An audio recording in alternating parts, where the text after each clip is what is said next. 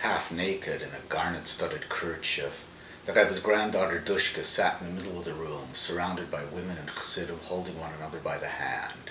Heads back, eyes closed. Had their feet not been shuffling, you'd have thought the intensity of their devotion had plunged them into a trance.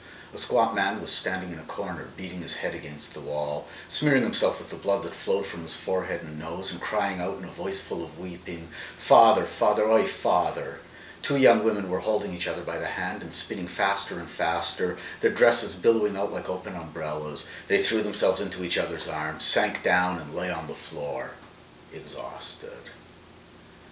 This doesn't sound anything like Hebrew school, does it? It doesn't sound anything like the Jewish Eastern Europe that you hear about in all those histories and sentimental memoirs of Jewish Eastern Europe.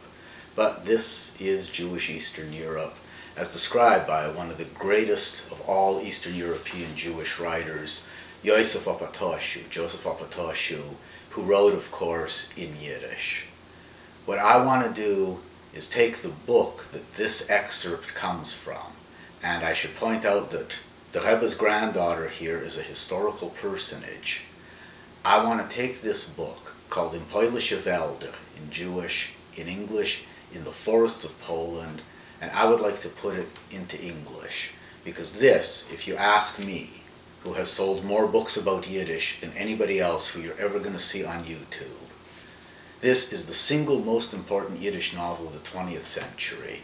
It was very badly translated into English in the 1930s in an edition that's long since unavailable, and really needs to be done now, while there are still people like me. I'm not the only guy to do it. I seem to be the only guy who wants to do it. Guys like me who grew up with people from Jewish Eastern Europe speaking Yiddish, who know something about the language and about the culture. What I want to do, once the money is raised, is translate this and put it online, where it will be available to anybody who wants to read it forever for free. After the website has been up for a year, it will be published in general release in a PDF or ebook form. The PDFs and ebooks will be available to contributors a year earlier than you'll be able to get them otherwise. So, if you care about literature, because this is also a model that could work for anybody doing translations from any other language and allow them to circumvent the crumbling academic press system. If you care about literature, if you care about Judaism, if you care about Yiddish, if you care about any of that kind of stuff, if you care about how the past gets transmitted into the future, please consider this project.